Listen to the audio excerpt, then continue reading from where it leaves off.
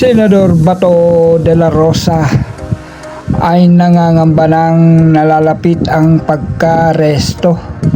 Ngunit sabi niya hindi naman kailangan niyang manlaban, useless pa kung manlaban.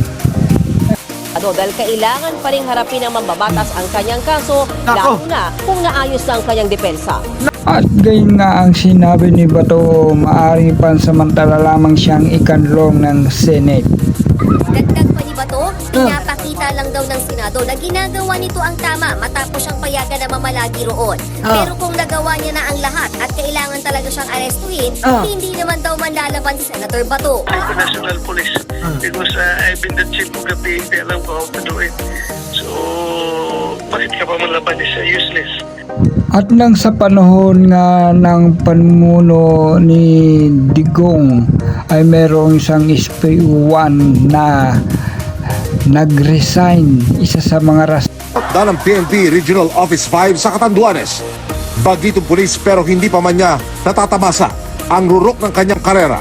Mayado siya sa baluktot di umanong sistema ng kinabibilangan niyang organisasyon. Nako! Tumangking humarap sa kamera si Tacorda pero kwento niya, totoo raw ang mga extrajudicial killing sa Catanduanes. Para sa mga rason lang na nag-resign ako, hindi ko na kaya ma'am, hindi ko na kaya pressure.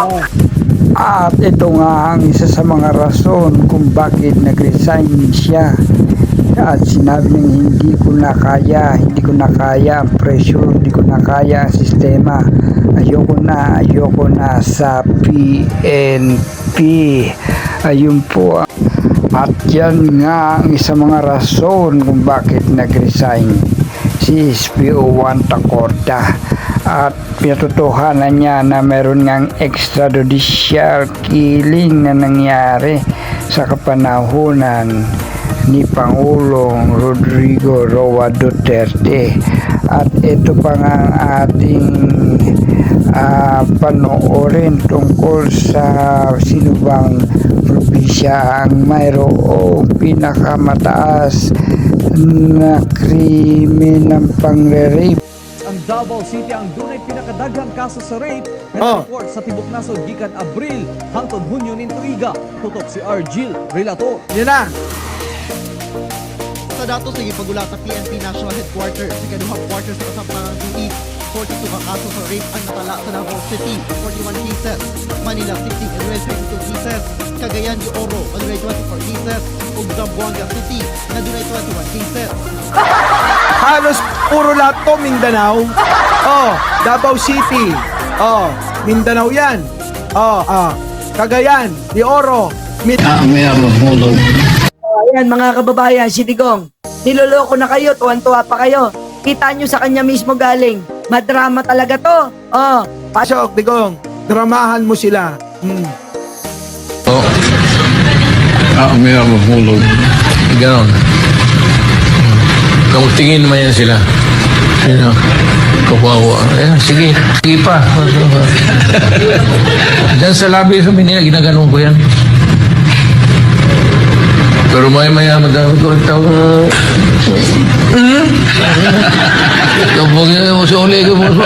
Yung mga TTS nagtatawanan kapag gumaganyan si Digong.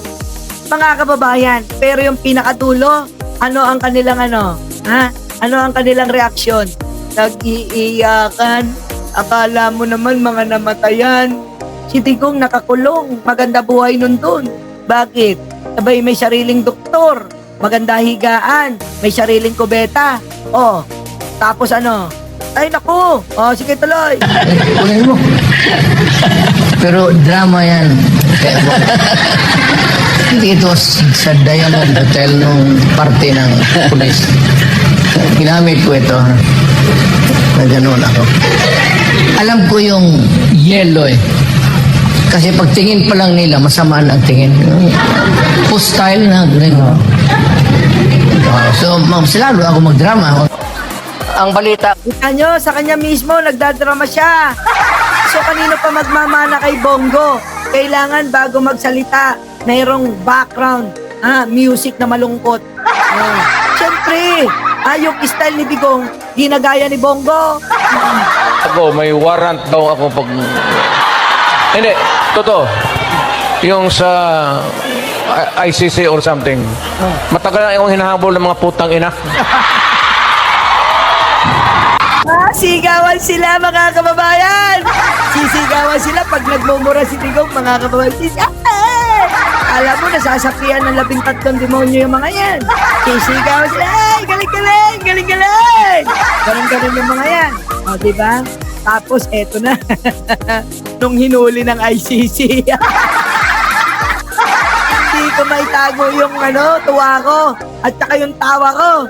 Tawang-tawa talaga ako sa kanila eh. O, tuloy. Yung Rodrigo Roa Duterte. That's my first middle name is Roa. The surname is Duterte.